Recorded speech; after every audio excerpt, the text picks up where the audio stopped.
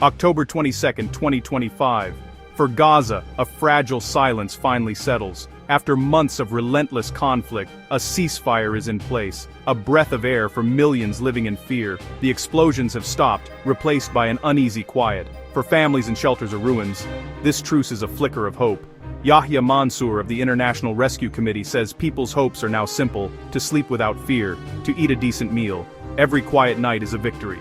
This pause is the first step toward addressing a humanitarian catastrophe.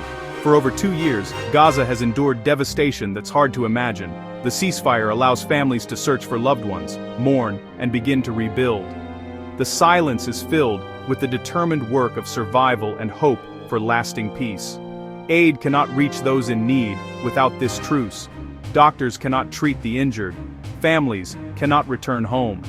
This fragile ceasefire is the foundation for any hope of recovery. It is a test of our collective humanity and a challenge to turn this brief respite into lasting peace. As the ceasefire holds, thousands return to Gaza City, only to find devastation. Entire neighborhoods are flattened, homes reduced to rubble, streets once alive are now impassable, choked with debris. People return to shells of houses, their past buried or burned. The emotional toll is immense, a second wave of trauma. Infrastructure is gone. No clean water, no sanitation, no electricity. Gaza is plunged into darkness, its medical and communication systems crippled. This is not just a housing crisis, but a crisis of existence. Families set up makeshift shelters in ruins, exposed to the elements and hazards. The basics, water, shelter, safety, are daily struggles. Disease looms as sanitation collapses. The return is not to normalcy, but to a daily fight for survival. For many, there is nothing left to salvage. This is the reality for countless people in Gaza today.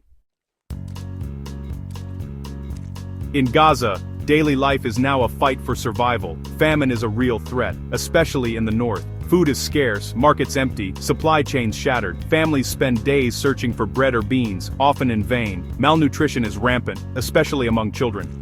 The water crisis is just as severe. Clean water is a luxury. People drink from unsafe sources, risking deadly disease. Sanitation is gone, illness spreads quickly. Shelter is scarce. Families crowd into tents or damaged buildings. Privacy, safety, and hygiene are all but lost. Hospitals are damaged or destroyed, overwhelmed and undersupplied. The sick and injured are often turned away for lack of resources. Every day is a struggle for the most basic needs.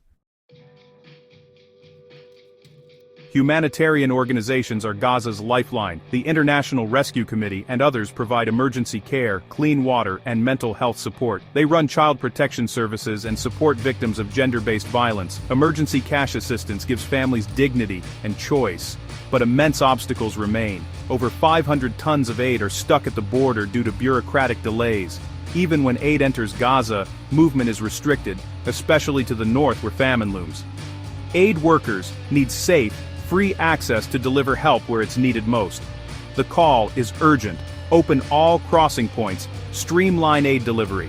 Without unimpeded access, the humanitarian response falls short. The difference between life and death is measured in hours and access. The world must act now. Amid loss, Gaza's resilience endures. Hassan Ayush of the IRC hopes this ceasefire marks the start of real peace. For Gaza, peace means safety, a future, and a chance to rebuild. This fragile truce is not the end, it's a critical opportunity. The world must ensure this pause leads to a lasting solution. Another cycle of violence is unthinkable. Lasting peace is the only way for Gaza to heal and rebuild.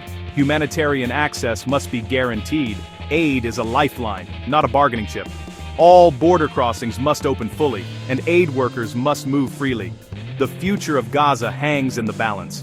Peace and humanitarian relief must go hand in hand. The world is watching. Now is the moment to choose peace.